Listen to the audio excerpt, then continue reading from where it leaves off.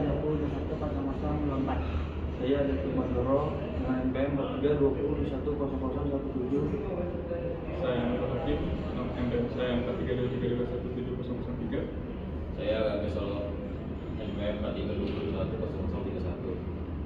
Kami dari kelompok Aquatronic ingin mempresentasikan tentang alat pompa dengan stop otomatis. Jadi akan dijelaskan sensornya dulu, sensor ini dipakai.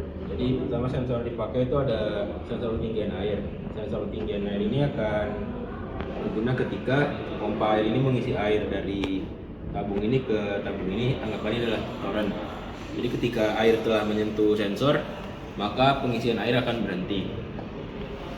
Di sini ada beberapa komponennya seperti relay, Arduino, push button, billboard, dan step down. Kemudian di dalam ini towernya ada pompa air yang bertujuannya untuk memindahkan air dari satu kontainer dari lain. satu kontainer ke kontainer sebelah. Cara kerja dari Cara kerjanya itu pompa dari pompa akan memindahkan ke tower, ke toren satu lagi, dan akan berisi penuh ketika menyentuh sensor. Dan ketika sensor tertentu maka akan otomatis Berhenti pengisian airnya.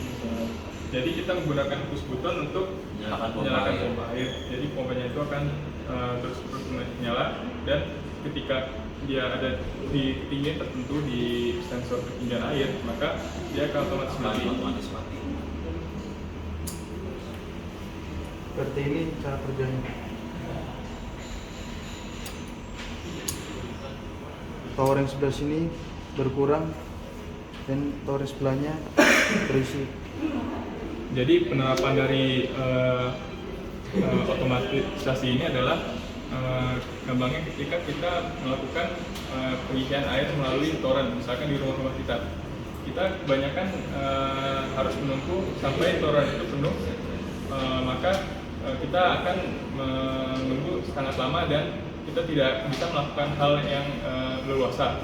Jadi kita bisa menggunakan sensor ketinggian air ini untuk mendeteksi ketinggian air dari toren dan akan menghentikan pompa air ketika air terisi penuh, sehingga tidak meluber keluar.